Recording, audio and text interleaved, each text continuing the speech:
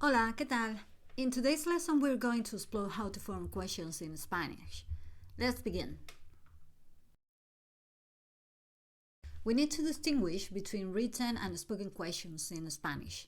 In writing, remember to include the upside down question mark at the beginning of the question.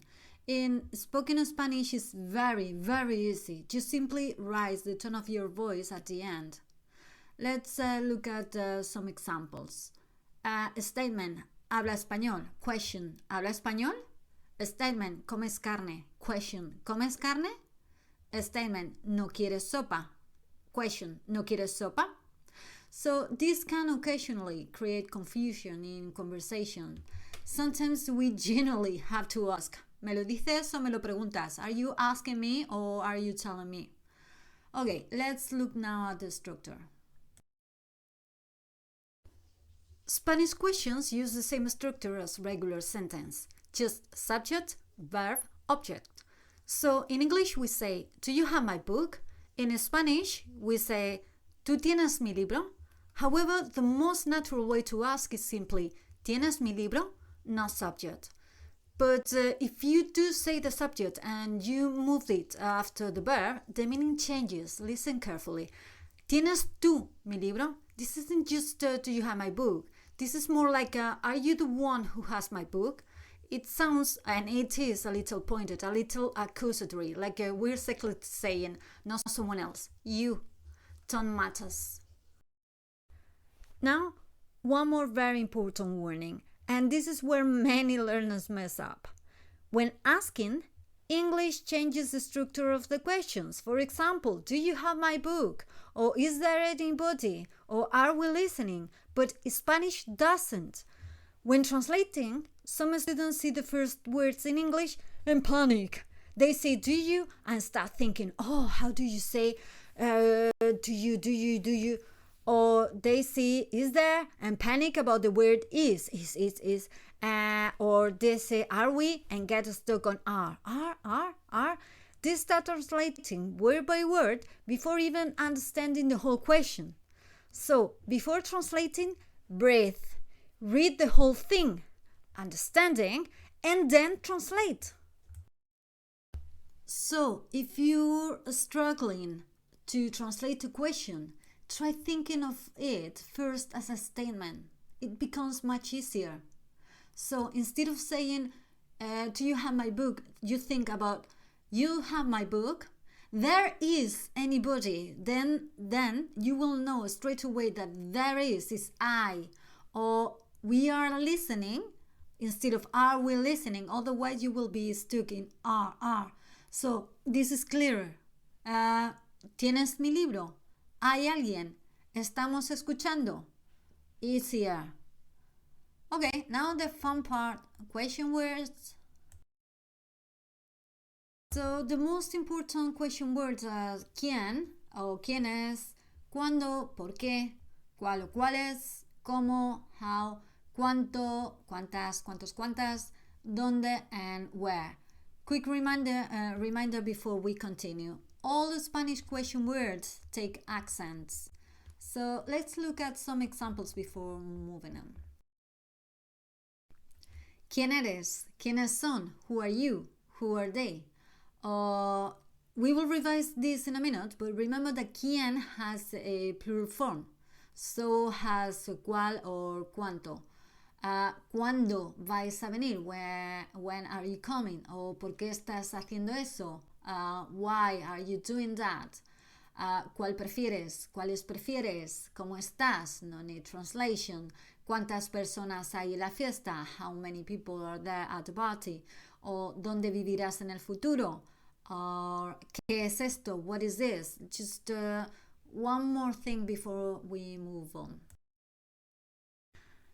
Questions with prepositions. In English, we love leaving prepositions hanging awkwardly at the end of questions. Okay, quick pause. What's a preposition? It's a little word like about, with, for, from, them, among. These words show relationships like location, time, or direction. Okay, back to our question. In English, when a question ends with the preposition, we're totally fine with that. we say, what are you thinking about? Who are you going with? What is this project for? Where are you from? Which movie did you want to go to? Which candidate will they vote for? But in Spanish, we never end a question or a statement with the preposition. Instead, the preposition jumps to the front of the question. So the sentence becomes, about what are you thinking? ¿Sobre qué estás pensando? Let's see some examples. ¿Con quién vas a ir? ¿Para qué es el proyecto? For what is this project? O ¿de dónde eres? No, ¿dónde eres de? O ¿a cuál película quieres ir? ¿Por cuál candidato votarán? Forgetting this can be a serious mistake in the exam. Here's something simple but crucial. ¿Quién, who, one person, has a plural form. ¿Quiénes? Multiple people. For example, ¿quién eres? ¿Para quién trabajas? ¿Quién está tocando el piano? Or ¿quiénes? ¿Quiénes vienen? ¿Con quiénes hablas? ¿Quiénes son ellos? If you don't know if it's one person or many, don't stress. Just use the singular, ¿quién? Spanish won't you do. Let's look at cuánto. English likes to split this idea into two words, how much and how many. Spanish just uses cuánto for both concepts, but Spanish requires something English doesn't. Yes, agreement. Ugh.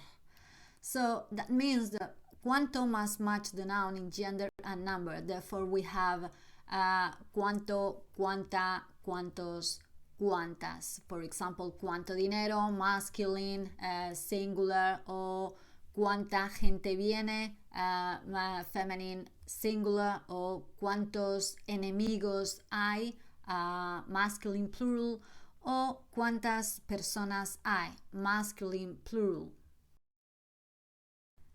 Now, ¿por qué? These two drive learners crazy. Let's fix it forever. ¿Por qué? Two words is why. ¿Por qué? One word is because. Simple. But here's the frustrating part. In normal speech, they sound almost identical. So how do you tell them apart? Well, in real conversations, context is everything. So, for example, ¿por qué llegas tarde? Porque el autobús siempre llega tarde. O ¿por qué no quieres tocar la guitarra? Porque es aburrido. So, the most important part is the context. Time to get serious. English what seems simple until you translate it into Spanish. The problem, what does not always translate to qué. Depending on the situation, it could be qué, of course, cuál, or cómo. Wait, what? Exactly! Spanish uses those three different words depending on what you are really asking about. Okay, as I have just said, let's get serious for a moment and break them down properly. So, we translate what as que before the verb ser when asking for a definition, explanation, or identification of the nature of something.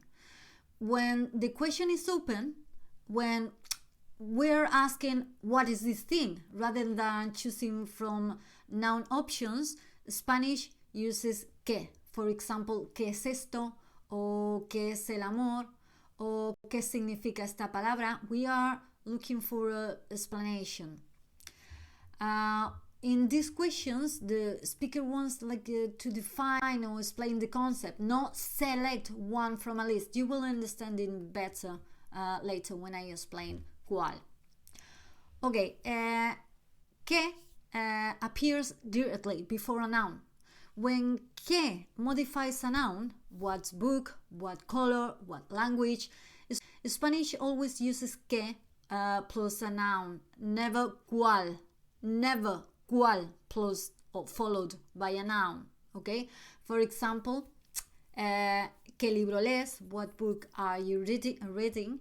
o ¿qué idioma hablas? What language do you speak?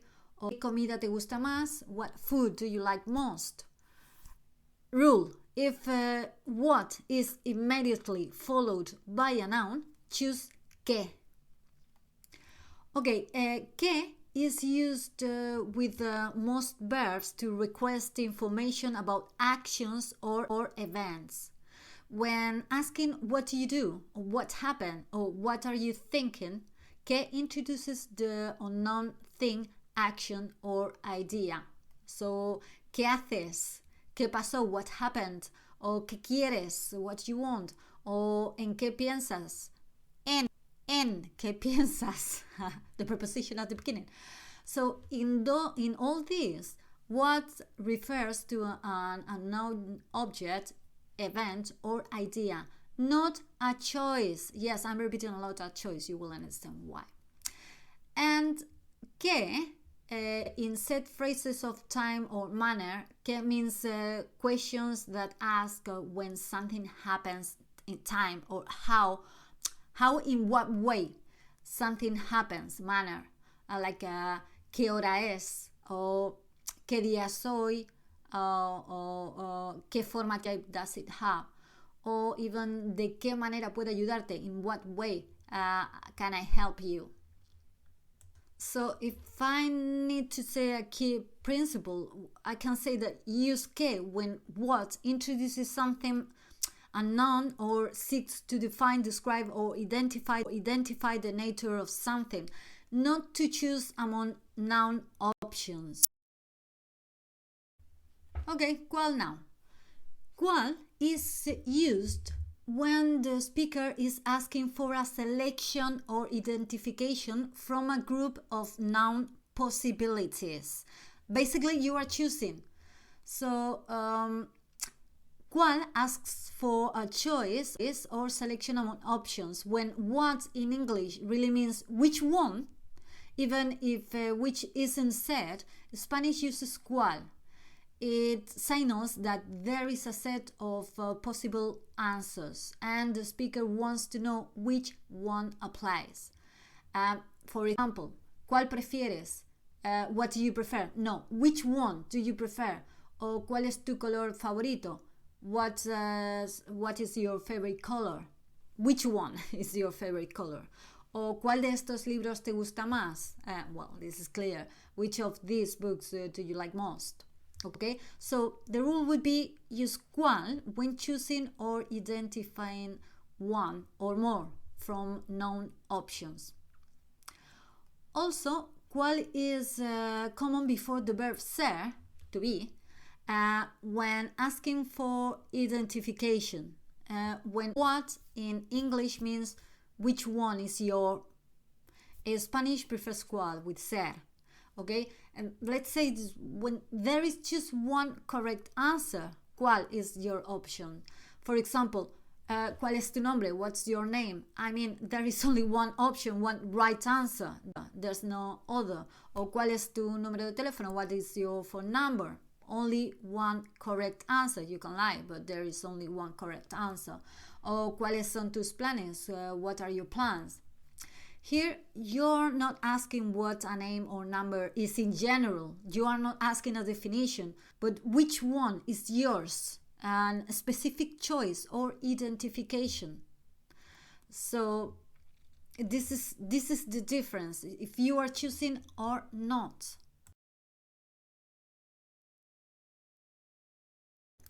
Although cómo most often translates as how in English, there are several situations where English uses what, but in Spanish uses cómo instead.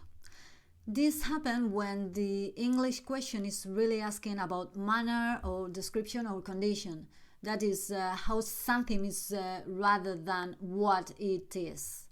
So in first place, cómo asks about manner or way of doing something. When what in English means in what way or how, Spanish expresses is cómo. For example, what does this do? What does this do? ¿Cómo funciona esto? O ¿cómo se dice book en español? What do you say book in Spanish? or what way did you get here? ¿Cómo llegaste aquí? So rule, if what really means in what manner, translate cómo. Okay, another very confusing thing is when we are asking for a description. So cómo is used when asking for a person's state's character or appearance. In English, we often say what is he like or what is somebody like. But in Spanish, this is cómo es, because the question means how is this person in character or appearance. For example, if we want to say what's your teacher like, what is something like, okay, es cómo es tu profesor. Or what are your parents like? ¿Cómo son tus padres? So what is the house like? ¿Cómo es la casa? Okay, so think of cómo here as describing qualities or characteristics. So finally, cómo in expressions of disbelief or repetition. Sometimes English says what to mean pardon or what do you mean? Spanish expresses its meanings with cómo. For example, this is for formal and informal situations. When we want pardon, it's cómo. When you didn't hear or you can't believe something, ¿cómo? Okay? Or what did you say? ¿Cómo dices? Or when you express surprise, ¿cómo que no vienes? What do you mean? You're not coming. So again, here, ¿cómo expresses or surprise or confusion or a request for repetition. And let's revise all the questions. Why not? Other what questions. In English, what if is usually a curious question. In Spanish, we use easy. For example, ¿y si cada vez que estornudaras cambiarás de color? What if every time you sneeze you change your color? Or ¿y si viene tu hermano y no estamos? What if your brother comes and we are not in? Because if you translate it literally, que si, it sounds rude and defiant, unless you want to sound like you're starting a fight. So what? ¿Y qué? This one's easy, and just as easy in Spanish. ¿Y qué? So what? What is the point? Please, don't say cuál es el punto. It sounds like Spanish is staring at a dot on a page, confused. The correct expression is ¿para qué? Literally, for what purpose? So instead of asking what is the point, you're really asking what this is for.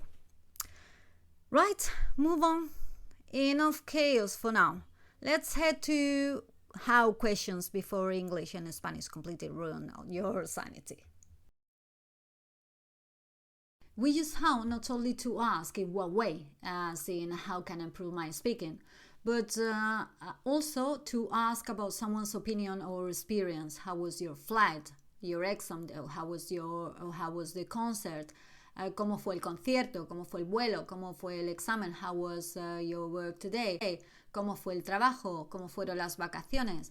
However, remember that in Spanish we can replace how plus a verb with qué tal. If you use qué tal, you don't need any verb and you can ask about anything. ¿Qué tal el concierto? ¿Qué tal el vuelo? ¿Qué tal el examen? ¿Qué tal tu hermano? ¿Qué tal tu casa? Anything with qué tal, ¿vale? So we also use how to ask about health, happiness and well-being. You know this. How are you? ¿Cómo estás? ¿Cómo te sientes? How are you feeling? How's life? ¿Cómo va la vida? How long in English can refer to time or length. When asking about time, we use cuánto tiempo. ¿Cuánto tiempo tardas? ¿Cuánto tiempo dura la película? ¿Cuánto tiempo os quedaréis? When asking about physical length, we say ¿cuánto mide? When the answer is in meters. How long is the rope? ¿Cuánto mide la cuerda? O ¿cuánto mide tu escalera? But we use ¿cómo de largo when the answer is longer, is in kilometers, for example. is, for example, ¿cómo de largo es el maratón? How long is the marathon? I know. Other how questions, for example, how often can be translated as con qué frecuencia, but that sounds very formal. So more commonly we say cada cuánto te cortas el pelo, o cada cuánto vas al gimnasio. Also, how far is translated as a cuánto está. Be careful with this. Be careful with the answer. Don't forget the a. ¿A cuánto está tu casa? How far is your house? Or ¿a cuánto está el hospital? How far is the hospital? The answer, a 10 kilómetros is like 10 kilometers far. Or a 10 minutos, 10 minutes away. Okay, don't forget this is a very common mistake. Okay, another how is how followed by any adjective in Spanish.